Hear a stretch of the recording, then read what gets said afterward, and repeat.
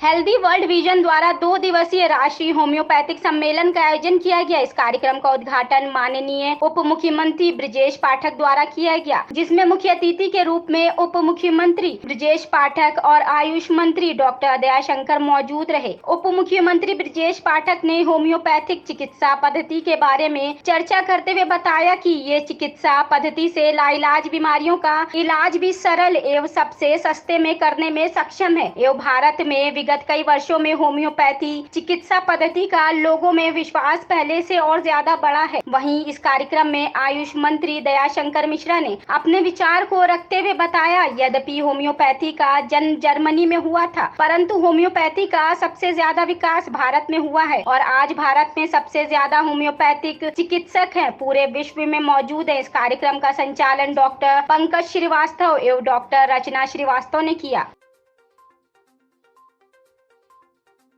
तरह के प्रोडक्ट यहाँ पे हैं कंपनियों के। मैं प्रोफेसर अमित नायक, इस होमी विजन 2023 का ऑर्गेनाइजिंग सेक्रेटरी हूँ।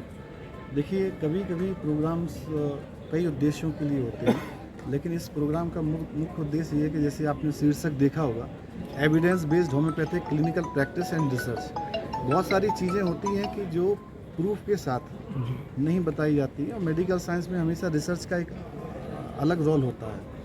और इसका जो टॉपिक है रिसर्च बेस्ड, हमारी जो सोवेनियर भी प्रकाशित हो रही है उसमें जो भी आर्टिकल हम ले रहे हैं कि कहीं ना कहीं से साइंटिफिक प्रूफ ले रहे हैं। तो हमेशा रिसर्च का एक योगदान होता है और रिसर्च के माध्यम से ही चीज़ों को समझा जा सकता है और प्रैक्टिकली इम्प्लीमेंट किया जा सकता है। तो इसका उद्देश्य यही है कि जो हमारे MD स्कॉलर्स हैं, हमारे UG स्कॉलर्स हैं और हमारे जो प्रैक्टिशनर हैं, उनके मन में ये आया कि किस प्रकार से होम्योपैथी, जैसे बहुत बात होता है कि जब अच्छे केस देखते हैं तो कहीं ना कहीं से उनको जागरूकता होती है कि होम्योपैथी में सोरियासिस का केस ठीक हो सकता है, होम्योपैथी में ऑटोइम्यून का केस ठीक हो सकता है।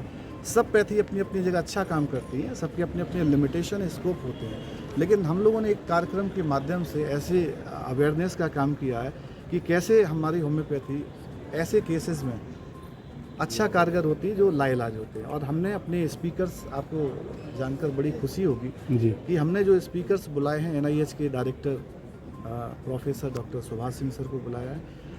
एक स्पीकर हमारे doctor S Praveen Kumar sir हैं जो हैदराबाद कॉलेज के रिटायर्ड प्रिंसिपल हैं। एक हमारे आयुष के डायरेक्टर दिल्ली के डॉक्टर वीरेंद्र शर्मा, जिनका प्रोग्राम कल होगा।